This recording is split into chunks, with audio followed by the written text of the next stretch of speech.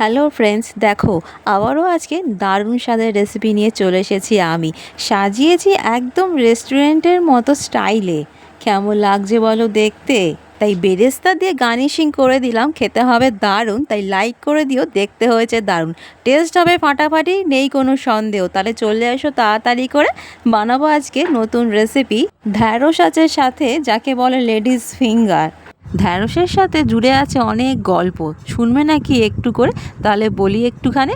ছোটোবেলা যখন বাজার যেত মা, তার সঙ্গে আমিও যেতাম। ঢ্যাঁড়স চিনতে পারতাম না, মা বলতো ছোটো ছোটো ঢ্যাঁড়স নিবি আর পুটপুট করে ভেঙে দিবি, তাহলে নরম ঢ্যাঁড়স সহজেই পাওয়া যাবে এইভাবে। তাই আমিও যখন বাজার যেতাম পুটপুট করে প্রত্যেকটা ঢ্যাঁড়স আমি ভেঙে দিতাম, বেশ মজা লাগতো ঢ্যাঁড়স ভাঙতে। তার সাথে সাথে আমার ঢ্যাঁড়স ভাজা কমপ্লিট হয়ে যেত নরম আর টাটকা ঢ্যাঁড়স দেখে। আর কেউ ঠকাতেও পারতো না বুড়ো আর শক্ত ঢ্যাঁড়স দেখিয়ে। তাহলে এইভাবে এক একটা ঢ্যাঁড়স নেবে আর পট পট করে ভেঙে দেবে, দারুণ লাগবে কিন্তু ঢ্যাঁড়স বাছতে আর বেছে নিতে। কিন্তু একটা কথা বলে রাখি, যতটুকু প্রয়োজন ততটুকুই ভেঙে নেবে ঢ্যাঁড়স, এর বেশি নষ্ট করবে না, ক্ষতি যেন না হয় কারোর। আমি এখানে ঢ্যাঁড়সের একটা মজাদার রেসিপি করব, দেখিয়ে দিয়েছি তো আগে প্লেটিং করে।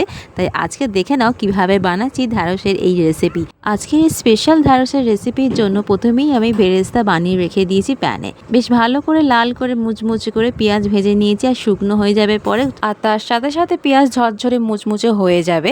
আমি এখানে একটা পেঁয়াজ কেটে বেরেস্তা বানিয়ে নিয়েছি। এবার চলো ঢ্যাঁড়স কেটে নেব। আমি এখানে ঢ্যাঁড়স নিয়ে নিয়েছি 250 থেকে 300 গ্রামের মতো। প্রথমেই ঢ্যাঁড়স ভালো করে মুখ কেটে নেব, তারপর ঢ্যাঁড়স কেটে নেব একদম পুরো ডায়মন্ড শেপের আকারে, একদম ঠিক কোনাকুনির মতো আকারে কেটে নেব, বেশ ভালো লাগে দেখতে। ঠিক এইভাবে তাড়াতাড়ি করে প্রত্যেকটা ঢ্যাঁড়স আমি কেটে নেব। ঢ্যাঁড়স কেটে নেওয়ার পর কিছু মশলা আছে পেস্ট করতে হবে ভালো করে। তাই 3টে মিডিয়াম সাইজের পেঁয়াজ নিয়ে নিয়েছি, আর 1 মুঠো রসুন নিয়ে নিয়েছি। একটা গোটা রসুনের থেকে হাফ রসুন নিয়ে নিয়েছি, পেস্ট করব। আর আদা নিয়ে নেব 1 টুকরো করে। আর এখানে পেঁয়াজগুলো কেটে নেব ছোট ছোট টুকরো করে, পেস্ট করতে সুবিধা হবে। এখানে আদা, রসুন, পেঁয়াজ আর কাঁচা লঙ্কা নিয়ে নিয়েছি অল্প করে 4টের মতো। সব কিছু একসঙ্গে কাটাকুটি কমপ্লিট হয়ে গেছে আমার। এবার ফ্রাই করে নেব। প্রথমে সাদা তেল দিয়ে দিচ্ছি অল্প করে। ঢ্যাঁড়স ফ্রাই করতে হবে হালকা করে, সামান্য একটু নুন ছড়িয়ে দিলাম, তাড়াতাড়ি ফ্রাই হয়ে যাবে।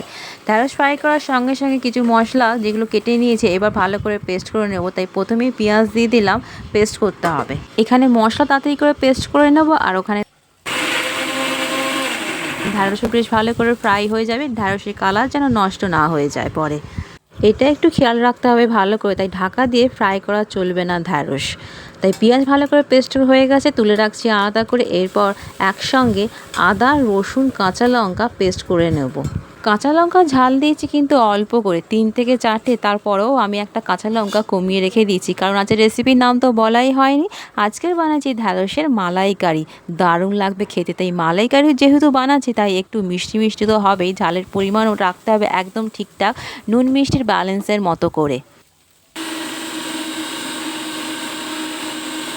ঝালের পরিমাণ রাখতে হবে একটু অল্প করে। তোমরা চিংড়ি মাছের মালাইকারি থেকে শুরু করে অনেক কিছু মালাইকারি খেয়েছো, তাই ট্রাই করো একবার ঢ্যাঁড়সের মালাইকারি, দারুণ লাগবে তোমাদেরও। মশলা পেস্ট করা হয়ে গেছে আর ঢ্যাঁড়সও হালকা করে ফ্রাই করা হয়ে গেছে, তুলে রেখে দেবো আলাদা করে। এরপর মালাইকারি বানাবো, তাই সর্ষের তেলে রান্না করব আজকে। ফ্রাই করে নিয়েছি সাদা তেলে, রান্না হবে সর্ষের তেলে। তাই ফোড়ন দিয়ে দেবো একটা শুকনো লঙ্কা আর গোটা গরম মশলা, দারচিনি, এলাচ, লবঙ্গ আর একটা তেজপাতা দিয়ে ভালো করে ফোড়নের স্মেল তুলে পেস্ট করে রাখা পেঁয়াজ দিয়ে দেবো গরম তেলে। বেশ ভালো করে কষতে হবে, পেঁয়াজের কাঁচা গন্ধ চলে যাবে কিন্তু কালার যেন না হয়ে যায় পরে। তাই হালকা কষে নেবার পরে আদা, রসুন, কাঁচা লঙ্কার পেস্ট ঢেলে দিলাম। এবার একসঙ্গে মিশিয়ে কষে নেব, কিন্তু এখনই নুন মিষ্টি অ্যাড করব না, কালার এসে যাবে। একটু কষা হয়ে গেলেই মিশিয়ে দেবো ছোট ছোট 2 বাটির মতো করে টক দই। এখানে আমি টক দই নিয়েছি 4 থেকে 5 চামচের মতো, ফেটিয়ে নিয়েছি। তাই আলাদা আলাদা করে 2বার করে ঢেলে দিলাম। বেশ ভালো করে মশলার সঙ্গে মিশিয়ে নেব, কষে নেব তাড়াতাড়ি করে, কালার যাতে না হয়ে যায়, কেন আজকে ঢ্যাঁড়সের মালাইকারি বানাচ্ছি, সাদা রঙেরই দেখতে হবে, হলুদ অ্যাড করবো না। এই সময় মশলা ভালো করে কষা হয়ে গেলে মশলার সাথে মিশিয়ে দেব ভেজে রাখা হালকা ফ্রাই করে রাখা ঢ্যাঁড়সের সাথে মশলা ভালো করে কষে নিয়ে দিয়ে দেব জল। অ্যাড করব না আজকে, অ্যাড করব 1 বাটির মতো দুধ বা 1 গ্লাসের মতো দুধ। এখানে একটু দুধ বেশি করে দেওয়া যেতেই পারে, কারণ আজকে বানাচ্ছি ঢ্যাঁড়সের মালাইকারি। দুধ যত বেশি হবে তত মালাইটা বেশ ভালো করেই জমবে। তাই এখনই মিশিয়ে দেবো স্বাদ মতো ব্যালেন্স করে নুন মিষ্টি, আর নামাবার আগে দিয়ে দেবো ঘি।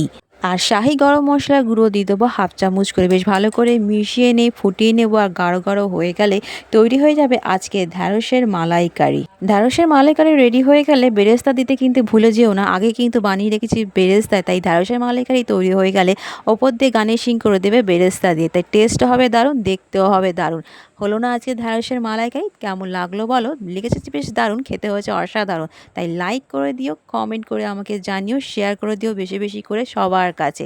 ইউটিউব আর ফেসবুকে আমাকে সাবস্ক্রাইব করে রেখো, ফলো করে রেখো। তাই যখনই নতুন রেসিপি পোস্ট করব তাই সবার প্রথমে নোটিফিকেশান পৌঁছে যাবে তোমাদের কাছে। এইবার আসি রেসিপির টেস্টে। দারুণ লেগেছে ঢ্যাঁড়সের মালাইকারি, চিংড়ির মালাইকারি, মাছের মালাইকারি থেকে শুরু করে অনেক মালাইকারি রেসিপি ট্রাই করে দেখেছি। প্লিজ একবার হলেও ঢ্যাঁড়সের মালাইকারি রেসিপি ট্রাই করে দেখো, দারুণ লাগবে তোমাদের খেতে। যারা ঢ্যাঁড়স খায় না তারা বারবার এই রেসিপিটি বানিয়ে খাবে। তাহলে বন্ধুরা আজকে তাহলে আসি, আবার একটা নতুন রেসিপি নিয়ে আমি চলে আসবো তাড়াতাড়ি করে। ততক্ষণ সুস্থ থেকো, ভালো থেকো, এই গরমে সাবধানে থেকো, বেশি বেশি করে জল খাবে। টাটা।